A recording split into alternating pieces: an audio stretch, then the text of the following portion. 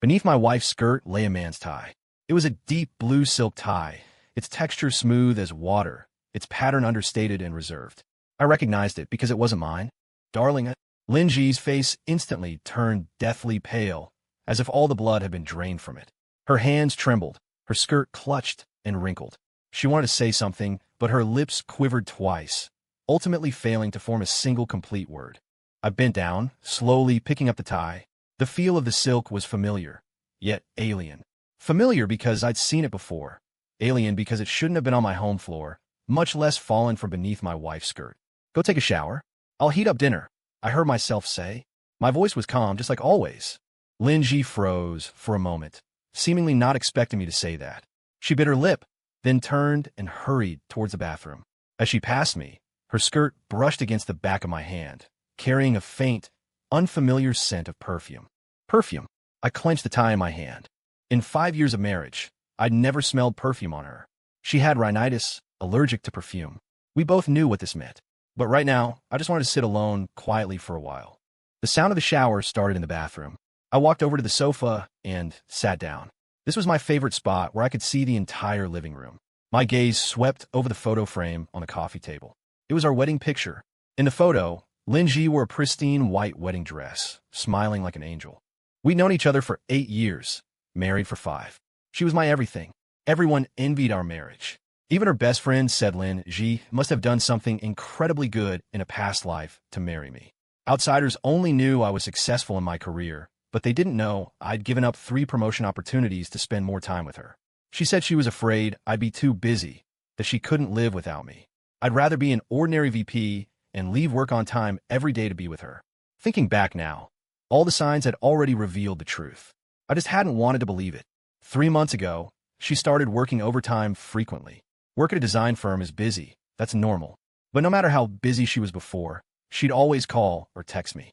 In these past 3 months, however, her calls became fewer, her texts just a few short words. 2 months ago, she became unusually protective of her phone. If I accidentally touched it, she'd snatch it away as if electrocuted. She even took it to the bathroom with her. Sometimes, I'd wake up in the middle of the night and see her hiding on the balcony, texting, saying she was discussing plans with a client.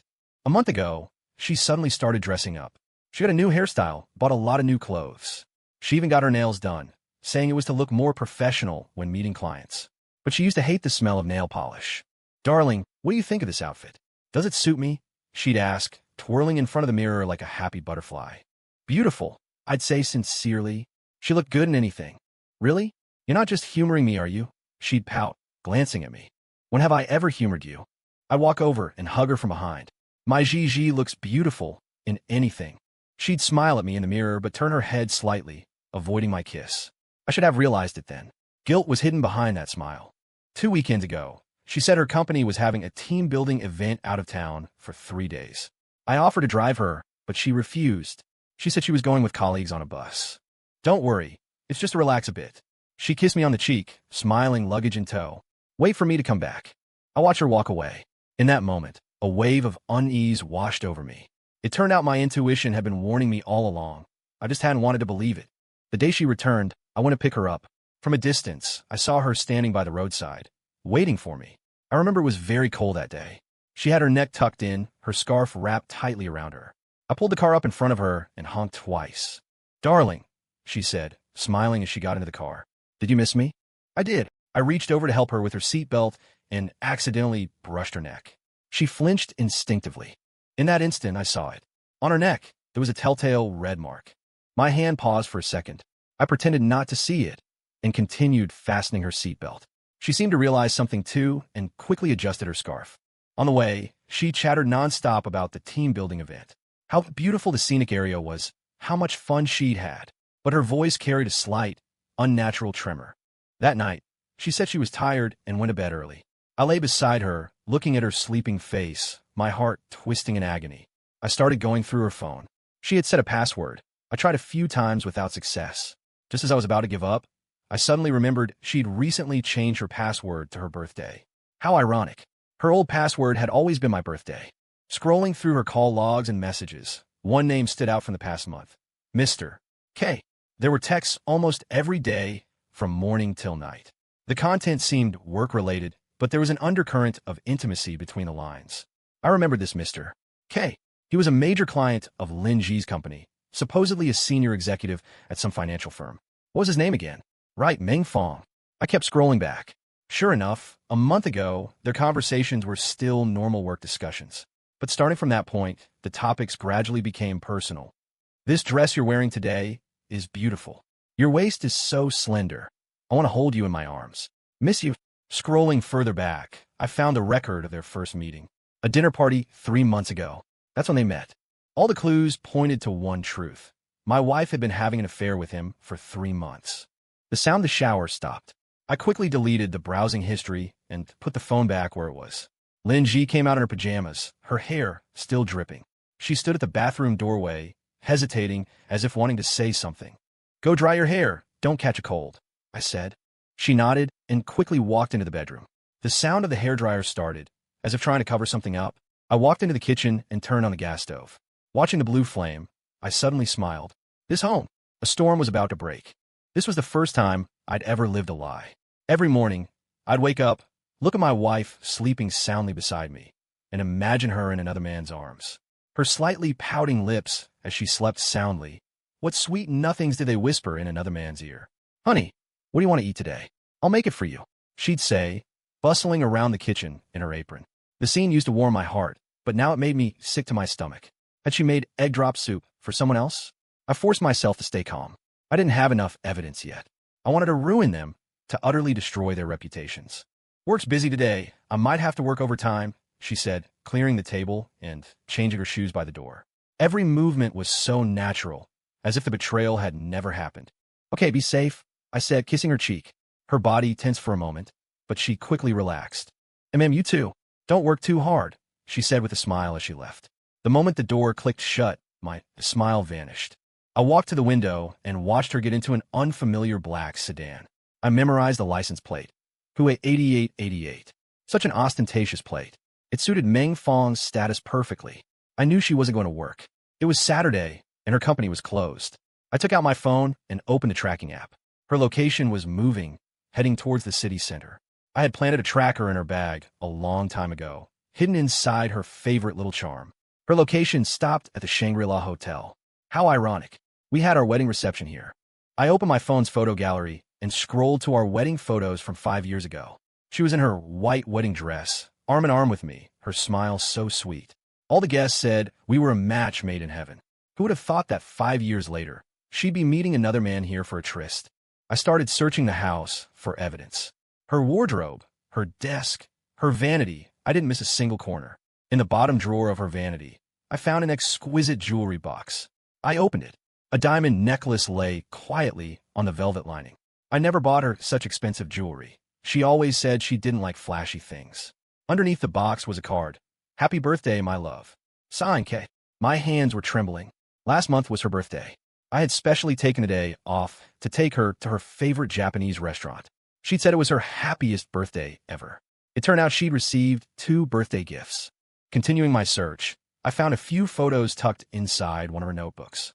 The man in the photos looked to be in his mid-30s, with a slender build, wearing an expensive-looking suit and a refined, scholarly face.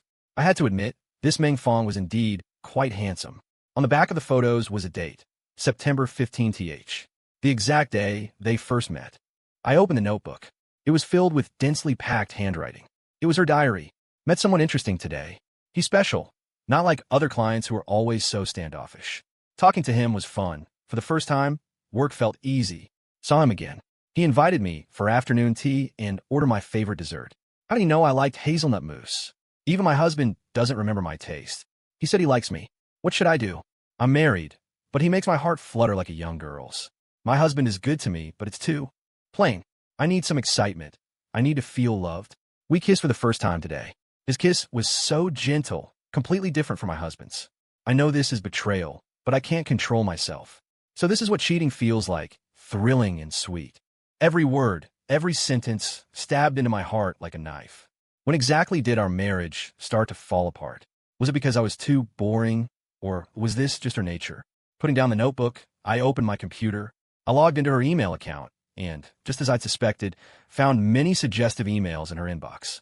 The times and places of their dates, even some explicit sweet talk, were all clearly recorded there. The latest email was sent yesterday. Tomorrow, 10 a.m., usual place. Can't sleep, thinking of you. It was now 9:45 a.m. They should have met by now. I put on my jacket and drove to the Shangri-La Hotel. On the way, images of their intimacy flashed through my mind. My wife, writhing in another man's arms, moaning with pleasure. The thought nearly drove me mad. But I had to stay calm. For the plan I had in mind, I absolutely had to stay calm. Arriving at the hotel, I went straight to the lobby. When the receptionist saw me pull out a thick wad of cash, she quickly told me their room number, 2008. I took the elevator upstairs and stood outside room 2008. I took out my phone and switched on the video recorder. Taking a deep breath, I used the spare key card to open the door. The scene before me made my blood run cold. Lin Ji was straddling Meng Fong's lap, her clothes half undone. Hearing the door open, they both turned their heads. The scene froze. Husband. Lin Ji shrieked, scrambling off Meng Fong in a panic. Meng Fong, however, was quite composed. He adjusted his clothes and said with a smile, "Mr. Jean, long time no see." I said nothing, just kept my phone up recording. "Yo, what are you doing here?" Lin Ji had her clothes on, but they were still disheveled. Fear was etched on her face, like a child caught red-handed. "President Qin, shall we talk?" Meng Fong stood up, smoothing his tie with a pretense of elegance. It was that dark blue tie, the one that had fallen from under Lin Ji's skirt the day before. "Fine, let's talk." I stopped the recording and sat down on the sofa. Lin Ji stood to the side, utterly lost. Her eye makeup had smudged, making her look like a tragic clown. "President Qin, I know you're furious right now." Meng Fong poured himself a glass of water. "But feelings, they come and go. The spark between you and Lin Ji is gone. It's not your fault, and it's not hers." I chuckled. "Are you trying to lecture me, President Meng?" "I'm just being honest." He shrugged. "Look at Lin Ji. She needs passion, romance, not the lukewarm water of your predictable, settled life." "Honey," Lin Ji started to speak, but I cut her off with a raised hand. "You don't need to say anything." I looked at Meng Fong. "Continue. Since it's come to this, why don't we part amicably?" Meng Fong flashed a triumphant smile. "I can offer you some compensation. A severance package, let's say. How does 10 million sound? Is that all? Are you trying to pay off a beggar?" I sneered. 20 million? He raised an eyebrow. "I think that's a fair sum. You've only been married 5 years, no children. Lin Ji will be with me now. I'll take good care of her." I stood up and slowly walked towards him. "President Meng, do you take me for a pushover?" "Well, aren't you?" he said, a touch of smugness in his voice. "Look at you. You find out your wife's cheating, and you don't even dare to make a peep. A spineless loser like you. Lin Ji's the one suffering by being with you." "Is that so?" I suddenly grabbed his tie, yanking it hard. His face instantly flushed, and he struggled to breathe. Let go," he gasped, trying to push me away. "Honey, what are you doing?" Lin Ji screamed, lunging at me. I released my grip, watching Meng Fong cough wretchedly. "This tie, it's your favorite, isn't it? How did it accidentally end up at my place yesterday?" "You." Meng Fong's expression changed. "And there's this." I played a recording on my phone. "You just offered me 20 million. That sounds a lot like attempted bribery, doesn't it? You know the legal term for that better than I do." You recorded me." His voice trembled. "Not just a recording. I opened my phone's photo gallery. Take a look. These shots of you two aren't bad, are they?" The gallery was filled with photos of their trysts, in cafes, hotels, private clubs. Each one clearly documented their intimacy. "You spied on me?" Lin Ji's face went deathly pale. "What did you expect?" I sneered. "Did you think I was an idiot? What do you really want?" Meng Fong finally sounded panicked. "It's very simple," I said slowly. "From this moment on, you're both going to pay." I pulled out a folder. "Recognize this? It's evidence of insider trading at your company. President Meng, your creative accounting was quite sophisticated, but you still left a trail." Meng Fong's face turned an ugly shade of purple. "You? How did you get these?" "I'm just an ordinary VP, but I have plenty of time and patience." I tossed the folder onto the table. "This evidence is enough to put you behind bars for 10 years. "You wouldn't dare," he roared, suddenly lunging at me with a fist. I sidestepped and threw him over my shoulder. He hit the floor hard, letting out a squeal like a stuck pig. "Honey, stop," Lin Ji cried, rushing over to grab my arm. I shook her off. "Get lost. From now on, I'm not your husband." She froze, tears streaming down her face. "I'm sorry. I was wrong." "Too late." I looked down on them. "Your little party is over." Stepping out of the hotel, I took a deep breath. The composure I'd shown moments ago was all an act. The thought of Lin Ji and that man in bed together made me want to kill someone. My phone rang. It was Assistant Wang from the company. President Qin, we've got the information on Meng Fong. Speak. Meng Fong, 35, Vice President of Gene Xi Investments. On the surface, he's a legitimate finance professional, but his company is actually involved in substantial insider trading. Most importantly, he's married. I sneered. Keep digging. Uncover everything about him. Yes, President Qin. But Assistant Wang hesitated. Are you sure you want to go through with this? What? You think I should forgive them? No, it's just, if Madame Lin finds out the truth. She already knows the truth. I cut him off. She knew Meng Fong was married, knew she was the other woman, yet she still willingly climbed into his bed. Assistant Wang fell silent. Keep investigating. Don't miss a single detail. I hung up and opened the notes app on my phone. On it were the steps of my revenge plan. Collect evidence of Meng Fong's crimes. Find proof of his affairs with other women. Turn his business partners against him. Make his wife aware of the truth. Wait for him to self-destruct. The plan was already at step 3. Yesterday, I contacted several of Meng Fong's partners. They'd long been dissatisfied with his tyrannical ways, but hadn't dared to oppose him due to their business ties. I offered them a better alternative, cooperate with me, and I'd guarantee their interests wouldn't suffer.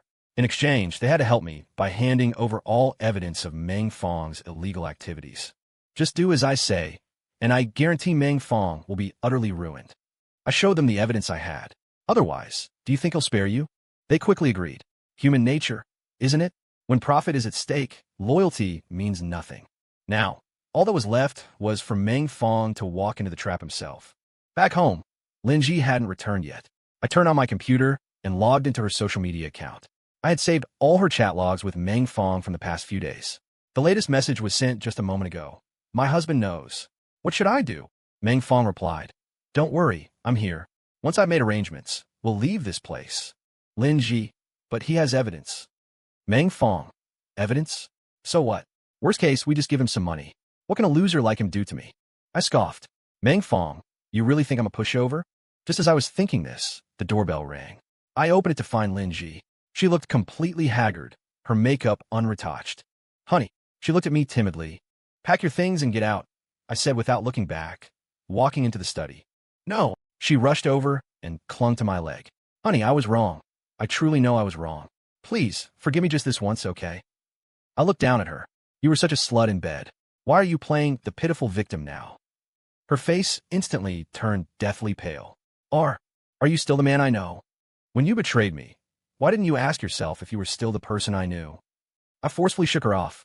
Get out. She collapsed to her knees with a thud. Honey, you can hit me, you can curse me, just don't kick me out.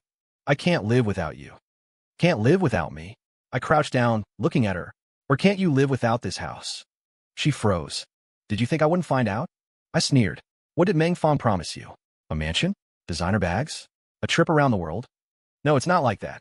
She shook her head, tears streaming down like broken pearls. Do you know he's married? I took out my phone and pulled up a photo. His wife's name is Zhang Yu. She's a senior partner at a well-known law firm. Do you think she'll let you off the hook? Lin Ji's eyes widened. He's married. What? He didn't tell you. I laughed mockingly. Did you really think he loved you? Do you have any idea how many women he slept with before you? She covered her mouth, tears gushing out. The most ridiculous part is that you actually believed he would divorce his wife for you. I stood up. Pack your things and leave, or don't blame me for what happens next. No. She clung to my leg, refusing to let go. Honey, I truly know I was wrong. I don't want him anymore. I only want you. I kicked her away. Disgusting. She curled up on the floor, sobbing and trembling. There was a time when her tears would have made my heart ache so much I could barely breathe. Now all I felt was disgust. Get lost, I roared. She finally got up and stumbled towards the bedroom. I heard her packing, her suppressed sobs mixed with the sounds. Half an hour later, she emerged, dragging a suitcase. Honey, I'm leaving. I sat on the sofa, looking at my phone, not even glancing up. You really don't want me anymore. Are you going to leave on your own? Or should I call security? She stood there for a moment, then finally turned and left. The moment the door clicked shut, I closed my eyes, my fingers digging deep into my palms.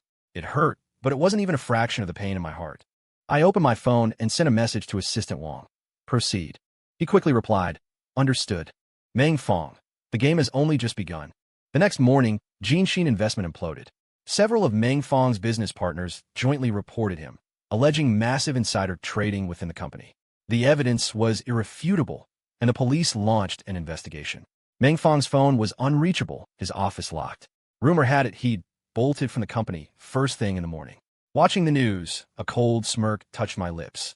This was just the beginning. At noon, another bombshell dropped. Someone online exposed Meng Fong's long-standing illicit affairs with multiple women, complete with a mountain of evidence. Photos, videos, transaction records, the works. The comments section erupted. Scumbag, a wolf in sheep's clothing. His poor wife, married to a monster like that. He deserves to be drawn and quartered. In the afternoon, Meng Fong's wife, Zhang Yu, held a press conference at her law firm, announcing their divorce on the spot. She demanded hefty compensation and declared her intent to hold Meng Fong legally accountable. "I will use the full force of the law to make him pay," Zhang Yu stated to the cameras, her voice icy. "And as for the women he had affairs with, none of them will get away with it either." I liked the news post, then opened my surveillance app. Lin Ji's GPS showed her at a coffee shop. I switched to another feed, a live view of the coffee shop's interior.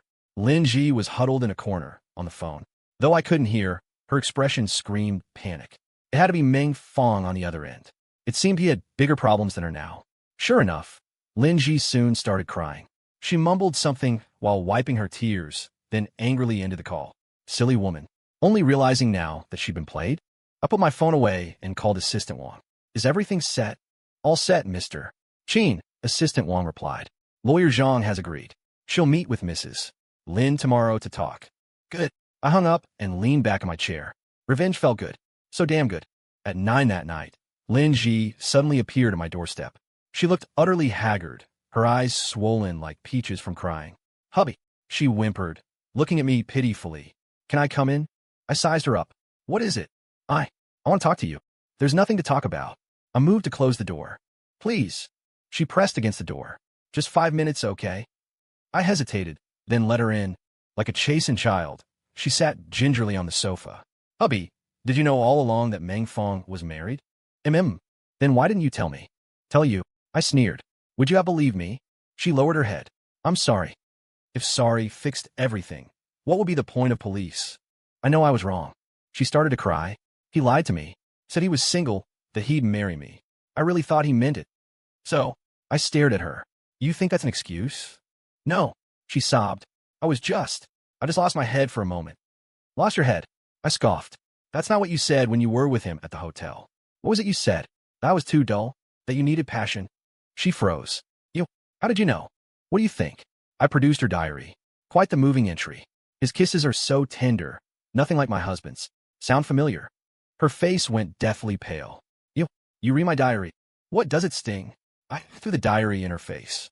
"When you were betraying me, did you ever stop to think how I'd feel?" "I'm sorry." She fell to her knees. "I truly know I was wrong. Please forgive me." "Forgive you?" I crouched down, looking at her. "Do you really think that's possible?" "Hubby." She looked up, her eyes brimming with tears. "We've been together for 8 years. Are you really going to do this to me?" 8 years. I laughed. "When you threw our 8 years together in the trash, did you stop to think about that?" She sobbed harder. "I was wrong. I really know I was wrong. Please, just give me one more chance. I'll make it up to you, I swear." "Make it up to me?" I stood up. "With what?" "Your body." She shuddered. You've changed." "Yes, I have." I looked down at her. "Thanks to you, I've seen human nature for what it really is. Don't be like this." She clung to my leg. "Hit me, yell at me, anything, just don't talk like this." I shook her off. "Disgusting. You think this will make me forgive you? Then what do you want me to do?"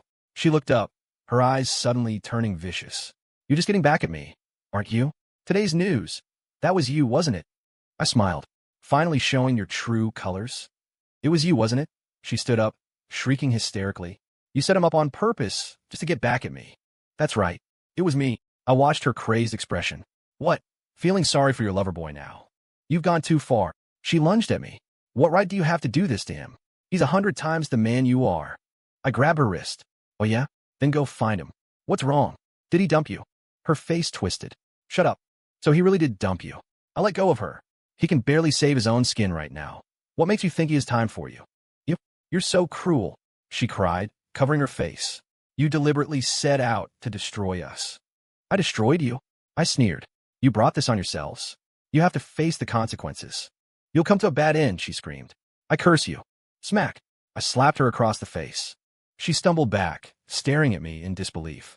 Get out. I pointed to the door. If I see you again, I'll make sure you go down with him. She shot me a venomous look, then turned and stormed out. I stood there, my hand still trembling. I'd never imagined I would ever hit her, but the way she was just now, she was like a stranger. The gentle, sweet Lin Ji was gone, replaced by a raving madwoman. My phone rang. It was Assistant Wang.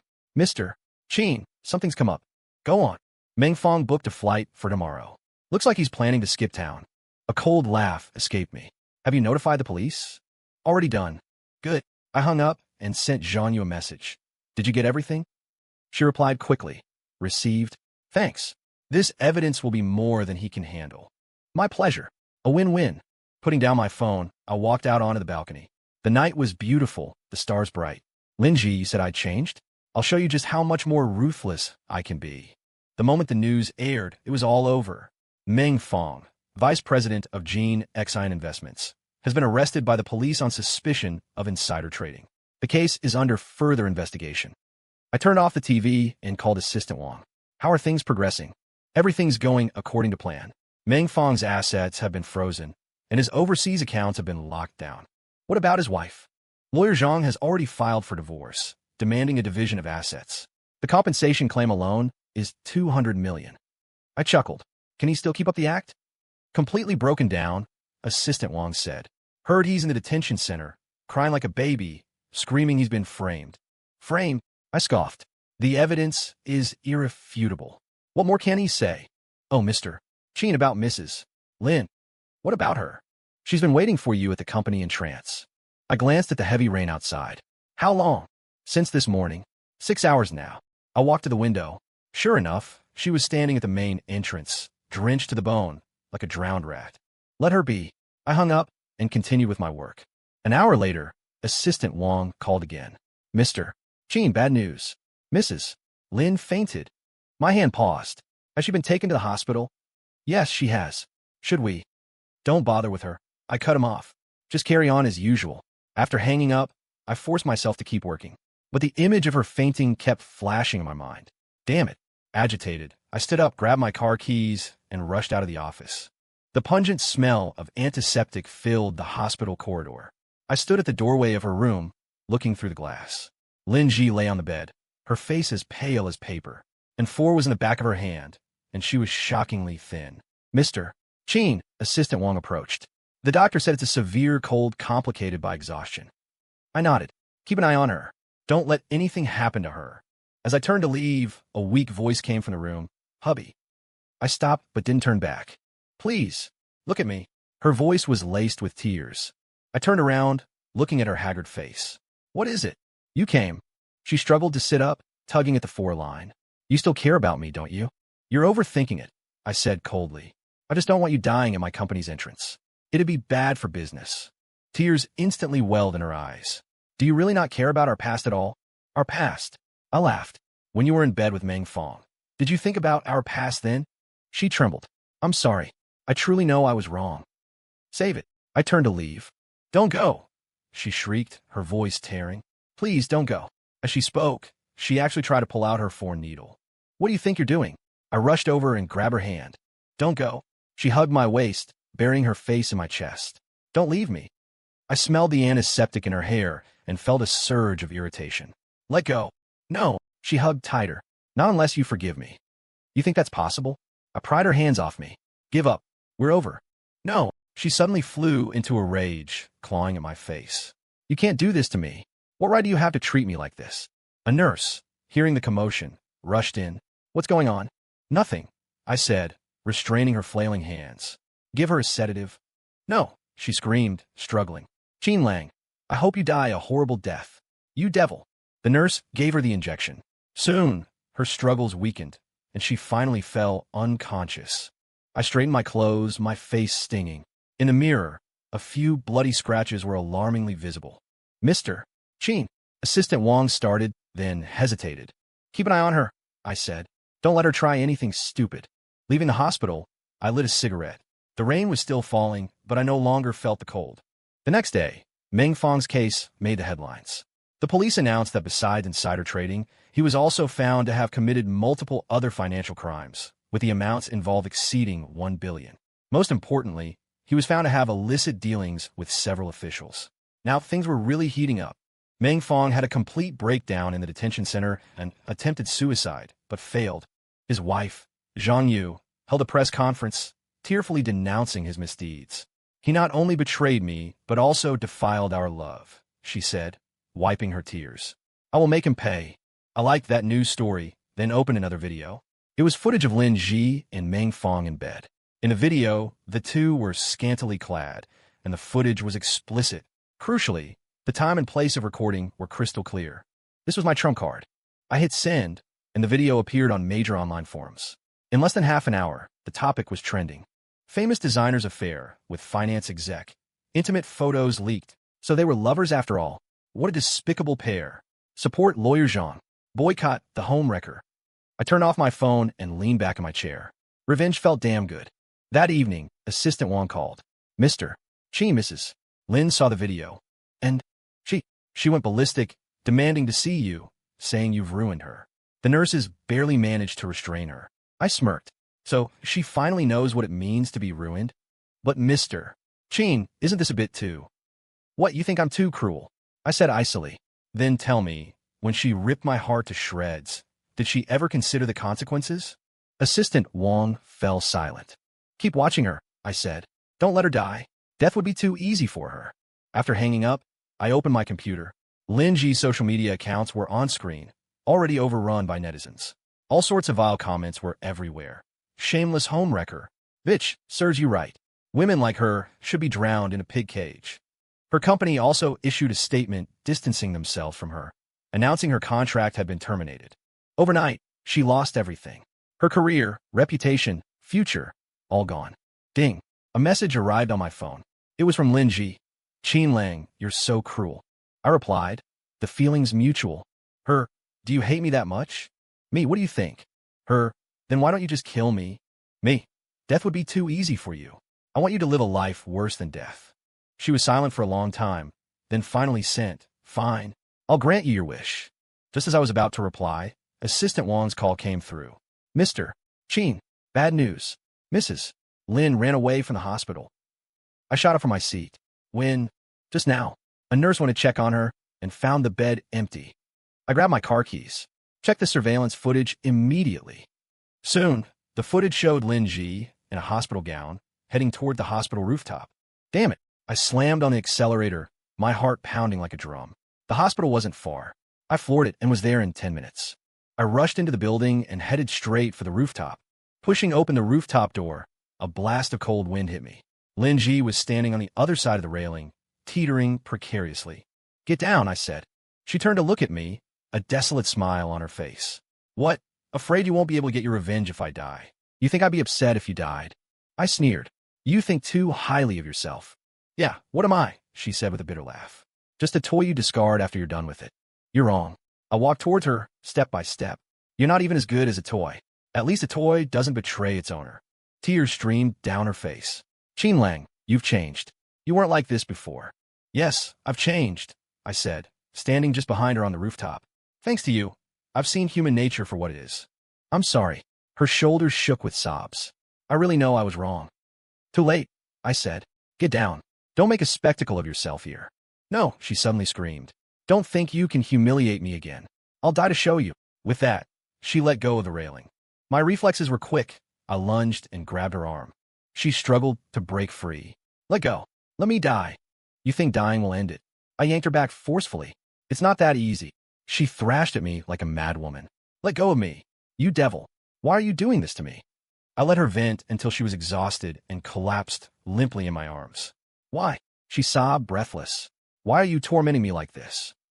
"Because," I whispered in her ear, "this is the price of betrayal." A month later, I was reading the newspaper. Meng Fong, former vice president of Gene XI Investments, sentenced to 15 years, 1 billion yuan in illegal gains confiscated.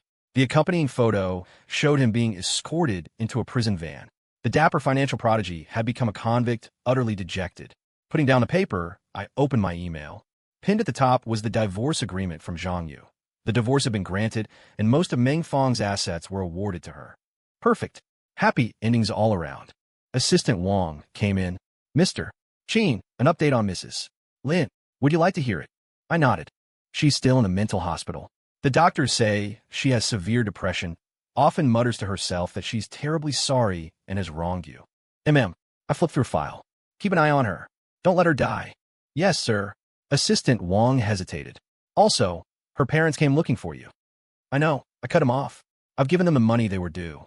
But in this lifetime, she and I are finished. No more ties. Assistant Wang nodded and turned to leave.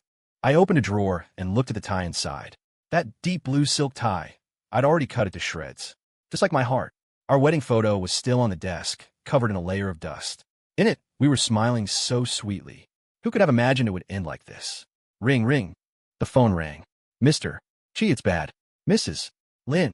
She tried to kill herself. My hand froze. Is she dead? Not yet. But the doctors say she might not make it. I was silent for a moment. Understood. Hanging up, I walked to the window. The sunlight was brilliant, bathing the entire city in a golden glow.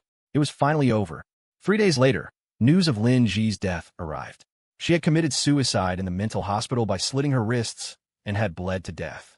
Before dying, she'd scrawled a line on the wall. I'm sorry, I love you. I didn't go to see her one last time. Assistant Wang said she passed peacefully, a smile on her face. A week later, Meng Fong hanged himself in the detention center. The reason was simple. His empire had crumbled, his wife had left him, and his mistress was dead. This once powerful financial prodigy had finally ended his life in despair. Standing on a balcony, I lit a cigarette. Lin Ji, you certainly made a clean break. That, I love you before you died, was it sincere? Whatever. It doesn't matter anymore. Back in study, I opened the safe. Inside was a photo from our honeymoon. In it, you were leaning on my shoulder, smiling like a child. I tore the photo to pieces and threw it in the trash. Time to move on. That evening, I opened my laptop and sent Assistant Wang an email. My resignation letter is in your inbox. Hand over subsequent work to Manager Lee. The company is in your hands now. After sending the email, I shut down the computer and packed my bags. It was time to start a new life. As for the love we once shared, let it rot in the depths of my heart. After all, my heart had died a long time ago.